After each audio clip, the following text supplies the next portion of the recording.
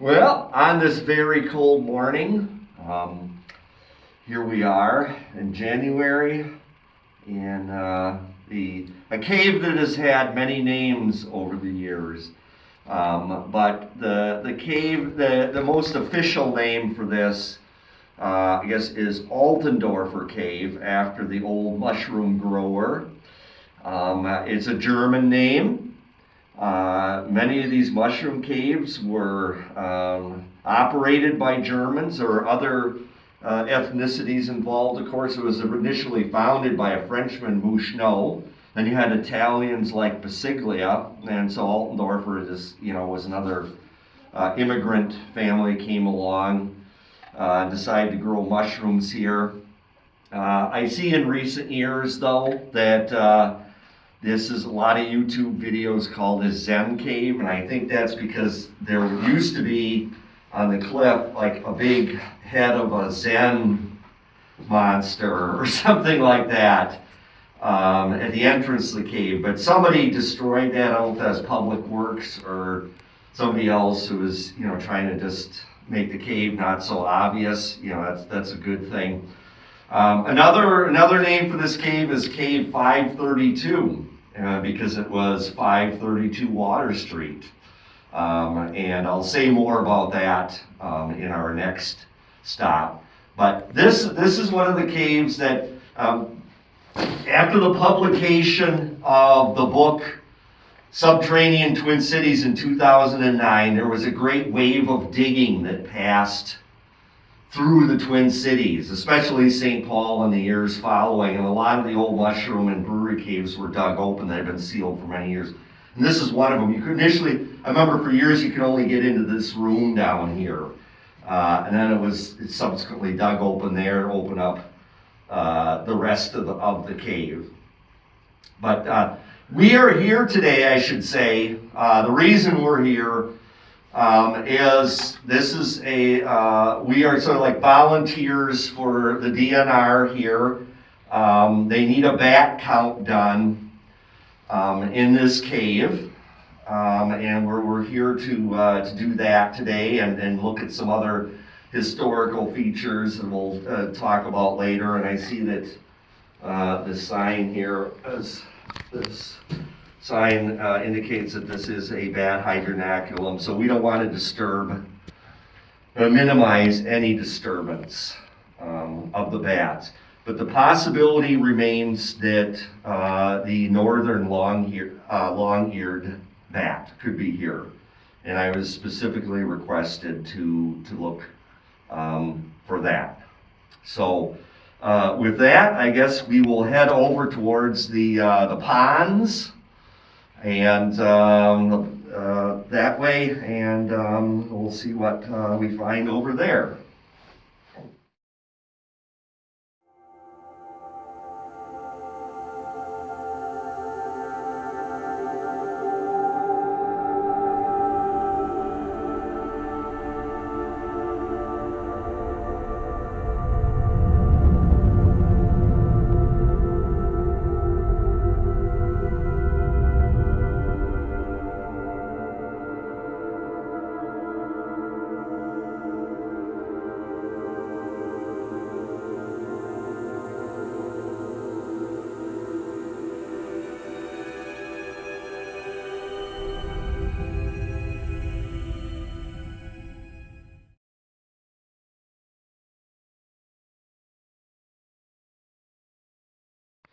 And here we are at the cave, one of the cave lakes in Altendorfer Cave.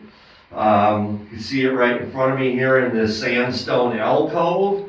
It is a pond, cave lake or pond of varying You can tell the water level goes up and down. You can see that, that watermark like about halfway up the wall there to that first ledge. And also on the bottom of it is mud cracked. So it's been just like bone dry at some other times. But where does this water come from? I thought for a while that there was a reversed hydrologic gradient in this cave. Now most of the, when you enter, come into the Altendorfer cave, you come down through that sinkhole, and there's water coming in. There's a stream coming down from the top of the cliffs from Cherokee Park. And it's running down a ravine, and part of the water detours and comes in the cave entrance, what's your luck in that. And so some of these ponds in here are due to that stream. And so it looked like water is actually kind of flowing uphill in these ponds. They're kind of staircasing upwards in the cave in elevation, but I think what it is rather, it's actually just, it's just the water table and the sandstone gives it that appearance. But these cave lakes are where we the wetter areas where you expect cave fauna. I mean, you have a better chance of finding bugs, as it were, that, if you're searching for things like that, they like that moistness. I was looking in this pond for the freshwater shrimp. I don't see any. This would be a typical habitat for them if there was sufficient organic matter. I'll point that out.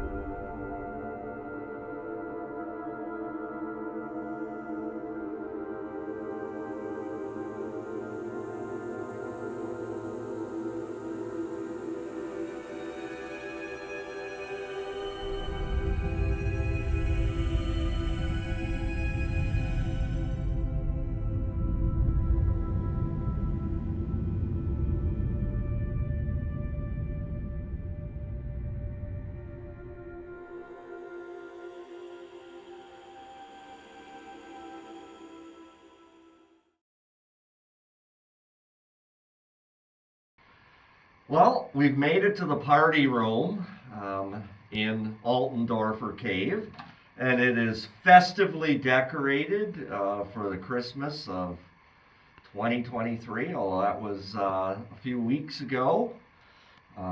Very nicely done, whoever put this up. Thank you.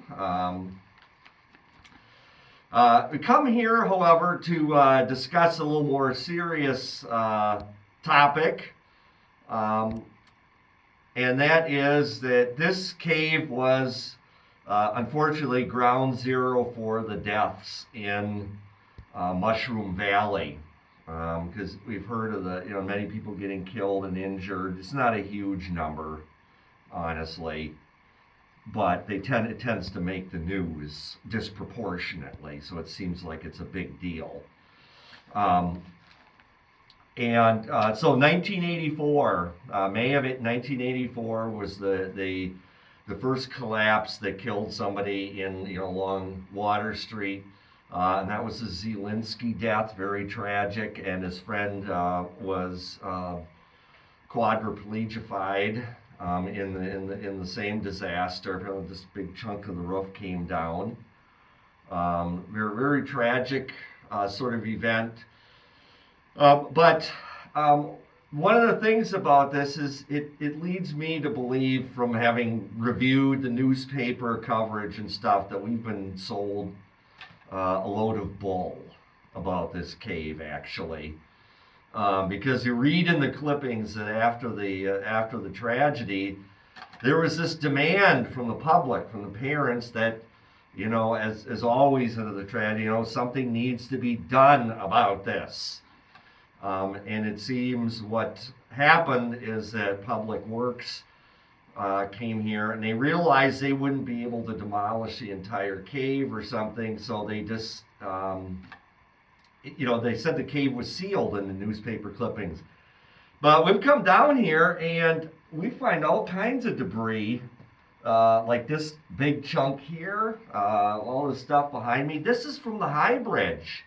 This is debris from when the High Bridge was knocked down in 1985. So a whole year after the death, when it was claimed in the newspapers that the cave was sealed, it was apparently wide open. They wouldn't have been able to bring that debris in here, right? And so part of our goal today, in addition to the continuing DNR bat count that we're doing here, is to kind of map out this debris and get an idea about what did happen down here. It does appear that it was a piece of public works theater from the 1980s. That is, say that they realizing that they couldn't destroy this cave completely as everyone demanded. They kind of went out, brought in some big earth moving machinery. It looked like something was getting done, and really all they're doing is just kind of superficially covering over entrances, and they probably realized that at the time. Another thing that we're going to be looking at today is this barrel chute off to my right. And that's kind of a mysterious thing, isn't it? Because I already said this was the Altendorfer mushroom cave. Why would you find a barrel chute, of all things, in a mushroom cave? And what it turns out when you look into the history is that there's actually more to this cave than you realize. There was a much earlier phase. It wasn't just Altendorfer. If you go back in the old city directories, 1885, you can find that there was actually a what was known as the Reichau Brewery Cave here. So they were brewing beer, they were lagering, and this is an example of one of their barrel chutes. Now, as someone pointed out, how would a barrel chute operate? Coming down, bouncing down those steps. It doesn't really work that way. Yet these steps that you see going up there, those were carved in there by just the people who carved the passage. And then what you would have is you'd set like wooden rails in there, like a keg chute nowadays. And so it wouldn't be bouncing down these stairs, just be coming down. But all that superstructure, all that stuff, all that's, of course, long since rotted away or been taken away. And so we don't see that anymore. So I guess we're going to, the plan is, I guess, maybe someone's going to go up there, take their lives and go up there and have a look. It does look kind of hairy, actually.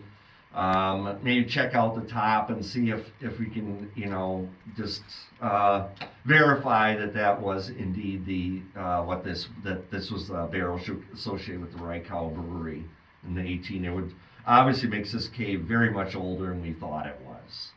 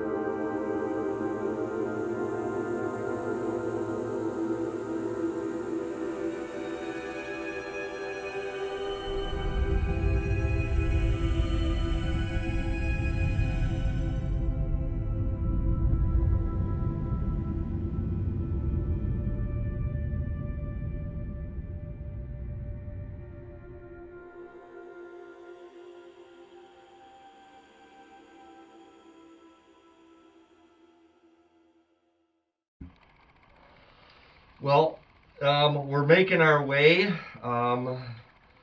through the cave. to continue with our bat count.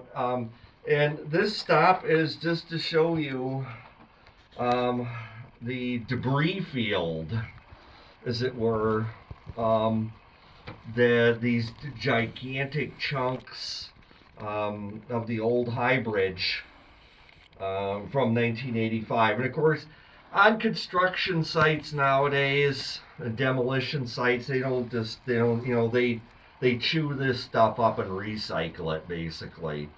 But apparently back then it wasn't a big practice, and so we got like big. Got all this rebar sticking out. Sometimes it's hard to figure out what some of these pieces are. And then there's still relics of when they pushed this in here. On the walls we have, it looks like the marks of earth moving machinery. It's kind of like, maybe a blade was scraping against the wall or something as they were, pushing in these humongous bollards and enormous chunks of concrete and so on. But this is really a hazard when you're moving through the cave. Just anytime some of this stuff could shift, you could lose your balance, get impaled on a rebar. Fall down into one of these holes here, have something roll on you, sprain your ankle, and that I think is like the number one hazard, the day-to-day hazard in these caves. For other hazards, I got my gas meters here, so we're monitoring a lot of things, carbon monoxide, oxygen levels, the temperature, that sort of thing. 55 degrees Fahrenheit. It's warmed up a lot it's warmed up a full 10 degrees Fahrenheit since we were at where the entrance is. So there is quite a temperature gradient in here. That's going to impact where the bats are found.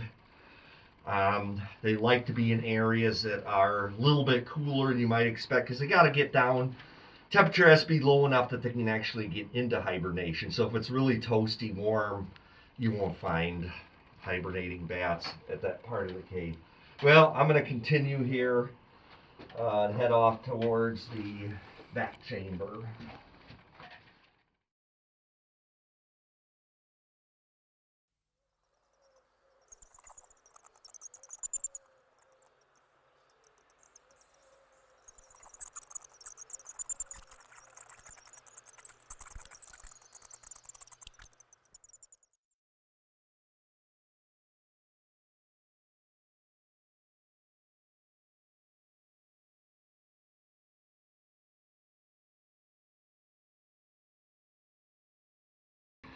Okay, we're continuing here with our DNR bat count, and we're in one of the hibernaculum chambers in the deep recesses of the Altendorfer cave, and most of what we're encountering here at this location, about 24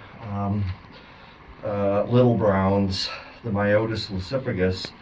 And we're just here briefly illuminating. We won't get these lights out of here in a second. It's just we had to have a little bit more light though, because I've been informed that there's a possibility there could be the northern long-eared bat, a much rarer species in here. So I kind of have to, look at each one to make sure, what species it is. So that would make a potential of 4 species in here. Little brown, big brown, I haven't seen those yet. A lot of little browns, no big browns. Several pipistrelles, and no northern long-eareds yet.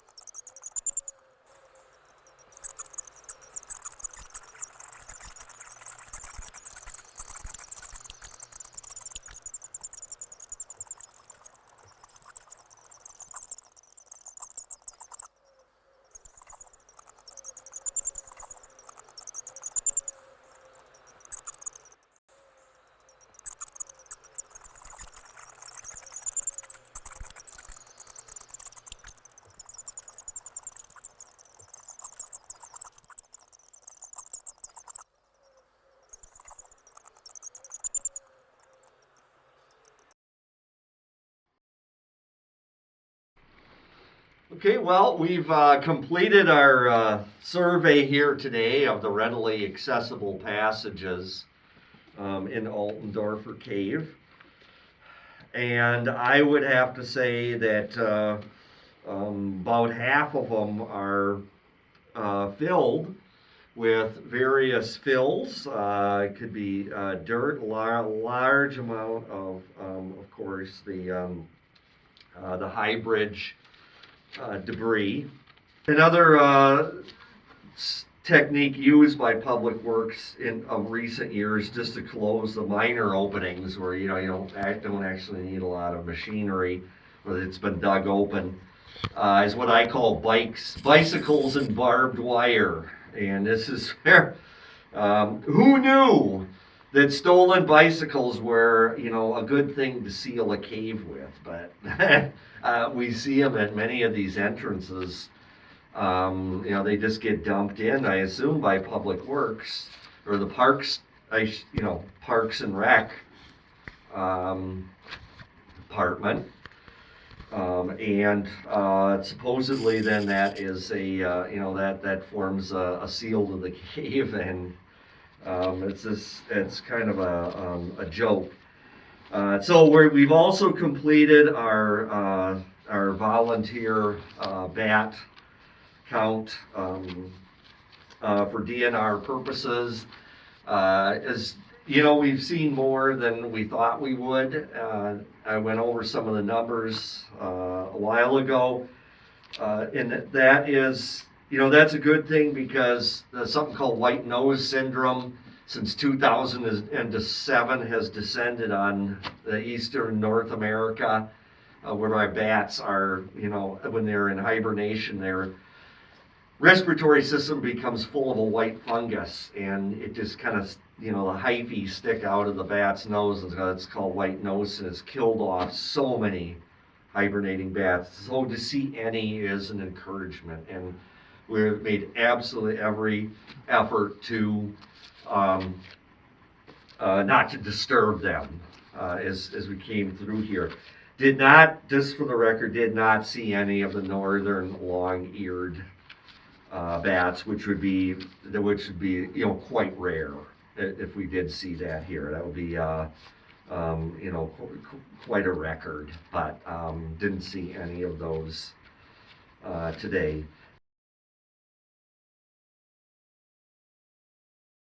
Now we have an outstanding aerial artist here who's going to ascend this so-called barrel chute and have a look up there. Maybe that will help us answer this question.